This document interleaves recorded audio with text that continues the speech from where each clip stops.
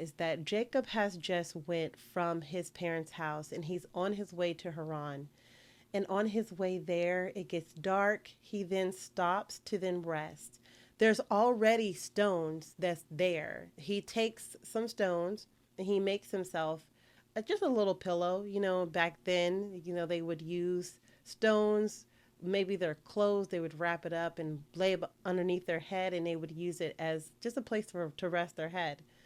And so he just found some stones and he's just going to lay on it and go to sleep go to sleep until in the morning.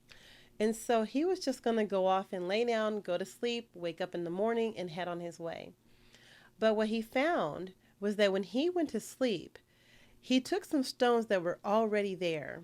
Note that he did take some stones that were already there, laid them upon his head, to up underneath his head, to lay down and to get some rest for the next day. As he fell asleep, he then had a vision, and this vision opened up to a ladder, a stairwell, where angels are coming down and angels are going up.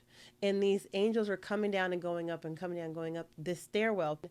The Lord is at the top of this stairwell, and he is making a promise to Jacob and his seed. Remember, the Lord has a promise to Abraham that he is going to have a plethora of nations, that Abraham is going to be a father of nations. And so the Lord has chosen Jacob to work through this truth.